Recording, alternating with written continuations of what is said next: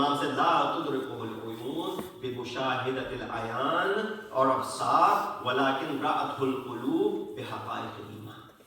Woe to you, eyes do not perceive him through the sight of vision, but hearts perceive him through the realities of faith. No, it's your heart that is able to see Allah subhanahu wa ta'ala. The heart's hijab has to be removed in order for you to have that connection once again established. Now, this was from yesterday's discussion. I was able to bring you up to par to what we wanted to talk about today. What I spoke, and I only have 5 minutes remaining, what I spoke and I recited were the few lines from this dua. For the Imam said what? He said, وَقَدْ بَسَطْتُ إِلَيْكَ بِطَلِبَتِي. I'm thus turning to you, carrying my appeals, and directing towards you, carrying my needs. I have sought the help of you alone and begging you through my prayer, although I do not deserve to be observed by you or pardoned by you. These are the words of fourth Imam. In this section of dua, Imam talks about the Tawheed of Allah subhanahu wa ta'ala, Tawheed Af'ali of Allah subhanahu wa ta'ala. The Tawheed in the divine unity in actions. Yeah, there are different types of Tawheed. We thought Tawheed that we learned in Sunday school, the Tawheed that we learned in Islamic school was that Allah is one and that is done and dusted. No. Allah is one, not just in His essence, not just in His Zat, not just in His attributes, لَيْسَ كَمِثْلِهِ شَيْءٍ. Also, when it comes to the af'al and the actions of Allah subhanahu wa ta'ala. There's no one can be associated with the af'al and the actions, such as the daily life, the state building, the medical treatment, the employment opportunities. All of that is associated with Allah subhanahu wa ta'ala. Nothing happens without the permission of Allah subhanahu wa ta'ala. No action happens without the permission of Allah subhanahu wa ta'ala. Recite, when we recite this passage from Dua Abi Hamza, we see these are the af'al that Allah subhanahu wa ta'ala has, which no one else has.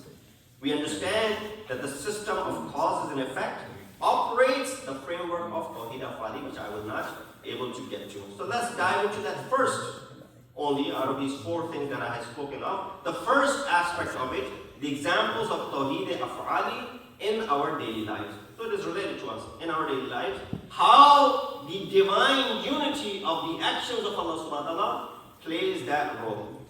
Each of us, when reading the noble book, especially we got the opportunity to read it in the month of Ramadan, this is also worthy of understanding that how we're able to get attached to this book in this month of Ramadan. How we're able to pay extra attention to it in this month of Ramadan. While this book remains, disregarded or neglected throughout the year. And the testimony of that is how beautiful many of the children are reciting the Quran. No knock against our elders, but their recitation is better than the elders. And sometimes the elders are staying away from with that aspect that they might make mistakes and they don't want to be children are reciting. And why are they reciting well? Why are they reciting better? Because right now they're learning. Right now they're going through the process of learning this Quran. But the unfortunate part is the fact of the matter is the way they will learn and the cycle will repeat for them as well. When they get to that certain age, they'll start forgetting it as well. And then they'll have to learn again. But the second time learning may not be as effective as it was the first time learning. We have this concept of teaching our kids, learn Quran, they recite Quran, there's a competition going on, and everybody's racing to go ahead and get the Quran completely recited, cut the Quran. And then we'll have a function to celebrate the Khatm Quran as well. All good. That's a good encouragement. But the moment Khatm Quran happens, that's where division between the Qari of Quran, the one who has just finished it, and the Quran takes place. As Zuhri said, when he was offered some maqam in politics, he was called Kabutar Masjid. That he was always in He would never leave masjid. He was always there. But the moment a person came and told him, guess what? Khalifa has called you, summoned you. You are now given a maqam and you're given a position. The Quran was open in front of him. He was reading it. He closed it.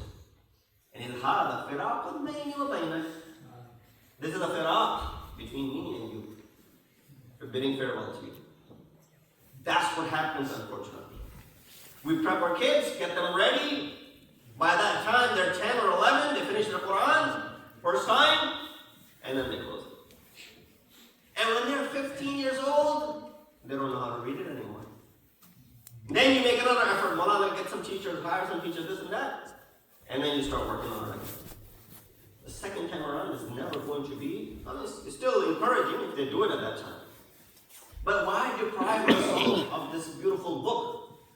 Because we have confined it to be a book only to be used in the month of Ramadan. And that is, if you're lucky that we use it in the month of Ramadan. Outside of month of Ramadan, then it's another story. I'll conclude, because I don't want to, do injustice to this conversation of our fourth Imam. That what is the impact of this book in our lives? It's a